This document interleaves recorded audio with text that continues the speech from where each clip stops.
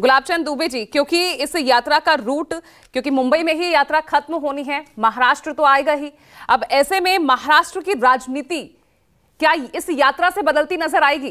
क्योंकि कहीं ना कहीं कांग्रेस का वहां पहुंचना और पिछली सफलता भारत जोड़ो यात्रा के बाद कहीं ना कहीं आपको डेंट पहुंचाती नजर आएगी क्या? जी जी पूजा जी, मेरे इन्हें समझ में आ रहा है कि कांग्रेस के जहन के अंदर ऐसी क्या सूझ गई कि कभी सफल यात्रा, तो कभी भारत जोड़ो यात्रा, तो कभी न्याय यात्रा। सच तो यह है कि आज गांधी परिवार उस स्थिति में पहुंचा है कि निकली भंवरगाह से जो कस्सी किसी तरह, अगर खतरा हो बरकरार तो साहिल नहीं हो, कर जाते हैं अक्सर गलतियां वे तजुर्बों के नाम पर, भले जाहिर है उनका हासिल मगर हासिल नहीं हो।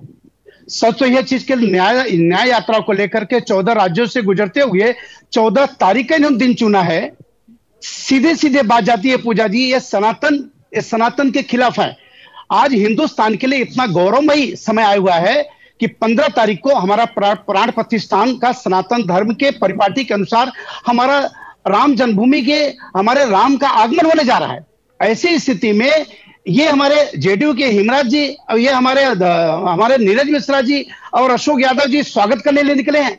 अरे स्वागत करने की स्थिति यह बन चुकी है, आज पूरा राष्ट्र, पूरा देश हमारे श्री रामलला के आगमन की पुरजोर से तैयारी में, सब उनके सत्कार के लिए, सम्मान के लिए सब जुड़े हुए हैं। और ये न्याय यात्रा निकाले हैं, भेजा है वो तो पहुंचेंगे वहां पर। ये पूजा जी, ये 2014 की याद दिलाना चाहते हैं। 1947 के बाद देश के राज्यों ने जितना मौका इन कांग्रेस को दिया, लेकिन उतना मौका किसी को नहीं दिया। हमारे जब भी बात करते हैं रोजगार की बात करते हैं, जब बात करते हैं महंगाई की बात करते हैं, और इसके पहले इनको कई दशक तक मौका दिया। इस दशक मौका में इन्होंने क्या किया? अगर देश का सुजलाम सुफलाम कर दिए होते तो शायद किसी को कुछ कार्य करने के मौका ही नहीं मिलता। लेकिन चिंता तो यहाँ आपके लिए भी है ना, आधा धड़ा आपके पास, आधा धड़ा शायद शिवसेना की बात कर ले या एनसीपी गुट की बात कर ले, जनता का परंपरागत वोट कहां जा सकता है वो तो कहीं ना कहीं संकेत आपको भी मिल ही रहा है ना।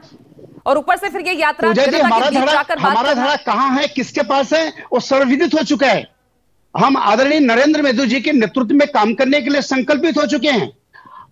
और महाराष्ट्र, जहां तक आपने महाराष्ट्र की बात की, महाराष्ट्र से न्याय यात्रा यह है कि महाराष्ट्र में आने वाले 22 तारीख के लिए हम लोगों के लिए एक पवित्र दिन और एक हम लोगों के राष्ट्रीय महोत्सव के रूप में नहीं बल्कि सनातन धर्म महोत्सव के रूप में हम लोग उस चीज को मनाने जा रहे हैं। नीरज रिस्पॉन्ड कीजिए, उसके बाद मैं अपने सहयोगी रमन कुमार का रुख करूंगी। नीरज।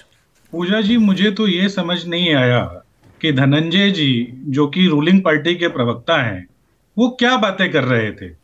एक रूलिंग पार्टी का प्रवक्ता हम लोगों को यह समझाता कि पिछले 9.5 साल में देश कैसे बदला तो मैं इनकी बात को सुनता।